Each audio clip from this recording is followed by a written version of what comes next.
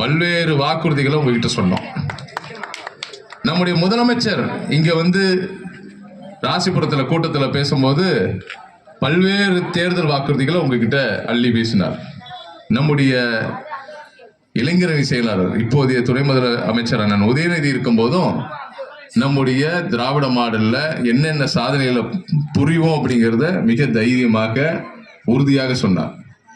இன்னைக்கு நாங்க 4 வருஷம் கழிச்சு உங்களை பார்க்கிறோம். இன்னைக்கு நாங்க பார்க்கும்போது எந்த அளவுக்கு தைரியத்தோட துணிச்சலோட இருக்கிறோம்னா, இன்னைக்கு இந்த 4 வருஷத்துல நாங்க செஞ்ச சாதனைகளை சொல்லி மாறாது.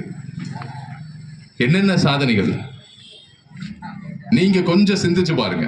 2011 இருந்து 21 வரைக்கும் நடந்த அதிமுக ஆட்சி எப்படி இருந்துச்சு?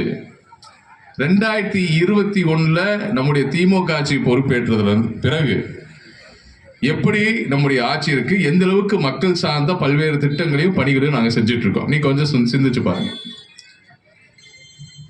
நீங்க அதிமுக ஆட்சியை பத்தி யோசிக்கும் போது 2011 இருந்து 21 வரைக்கும் நீங்க யோசிச்சு பார்க்கும்போது ஏதாவது ஒரு திட்டம் எனக்கு நினப்புக்கு வருது, என் மனசுல ஒரு திட்டம் நிக்குது, அதனால நான் பயன்பெற்றிருக்கேன் அப்படின்னு ஏதாவது ஒரு திட்டத்தை உங்களால நினைவு கூற முடியுமா? ஆனா இதே 4 வருஷம் நம்முடைய ஆட்சி அமைச்ச பிறகு இன்னைக்கு நான் கேட்டீங்கன்னா ஒவ்வொருத்தங்களும் எந்திரிச்சு சொல்லுவாங்க, இந்த திட்டம் அந்த திட்டம் அப்படி இப்படின்னு. ஏதாச்சும் ஒரு திட்டம் சொல்லுங்க பாப்போம். எந்த திட்டம்? நம்முடைய திமுக ஆட்சியில ஏதாவது ஒரு திட்டம் சொல்லுங்க. ஒண்ணு மகளிர் உரிமை தொகை,